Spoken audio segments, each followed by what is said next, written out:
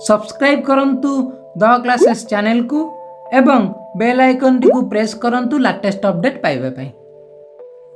Hello everyone, आज आम जानिबा दीक्षा app रे किपरि मॉड्यूल 4 5 6 कोर्सेस को जोड़िबा एवं तार ट्रेनिंग नवा।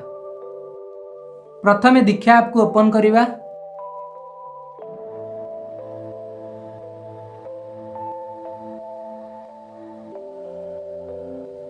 तापर एठारे थिबा कोर्सेस को जिबा। तापर ऊपर डाहाण पार्श्व रे थिबा फिल्टर को जिबा। परे ऑर्गेनाइजेशन को क्लिक करिबा। आम स्टेट ओडिशा तेणु ओडिशा को क्लिक करिबा। तापर सिलेक्ट करिबा एवं परे अप्लाई करिबा।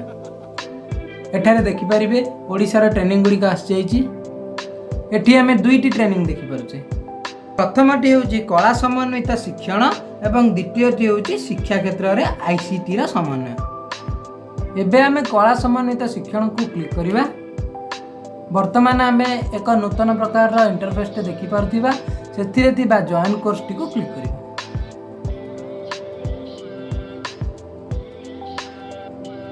एबे दीक्षा ऐप रे ए कोर्स टे जोड़ी गला। आपण मान देखि पारथिबे एठार सब मॉड्यूल गुडी को रहिछि। एबे आमे स्टार्ट लर्निंग टी को क्लिक करी कोर्स टी को स्टार्ट करि परिबा।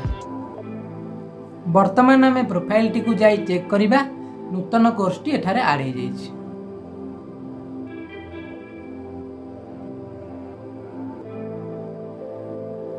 वर्तमान सेकंड कोर्स टी को मु सेही परि भाबे ऐड करूछि।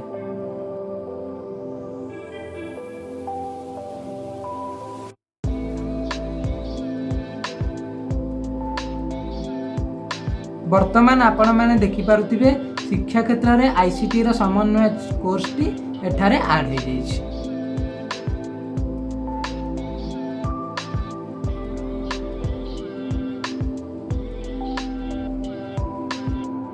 एबे आपण माने देखि पारुथिबे एठारे 0% कंप्लीटेड लेखुची। एबे आमे स्टार्ट लर्निंग को मारले ए कोर्स टी को आरंभ कर परिबे। आमे दुईटी कोर्स को जोड़ी सारिचे। तृतीय कोर्स को किपरि भाबे जोड़िबा ताहा देखिबा। मॉड्यूल 4 रो लिंक मु आपन मानन को डिस्क्रिप्शन ने देइची।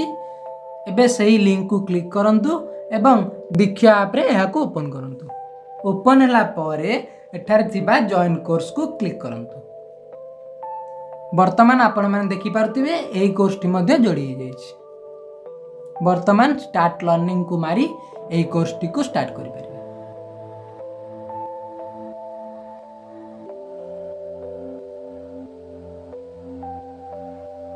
वर्तमान प्रोफाइल को जाई रिफ्रेश करिबा एवं चेक करिबा।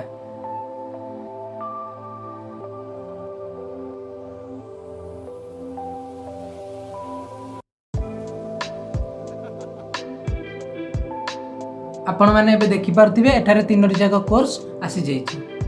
मॉड्यूल 4 sikhyadana शिक्षण प्रक्रियारे लिंगगता एकikaran। मॉड्यूल 5 शिक्षा क्षेत्र रे आईसीटी रो समन्वय एवं मॉड्यूल 6 कला समन्वित शिक्षण। यह थिला मॉड्यूल 4 5 6 रो कोर्सेस एवं यहा को नवेम्बर 15 तारिख सुधा शेष करिया को हेबे। एही बली भाबरे आपण दीक्षा ऐप रे कोर्सेस गुडी को जॉइन करि परिबे। वीडियो रे आज पय एतिकी थिला। वीडियो टी को देखिथिबारु आपण मानको धन्यवाद।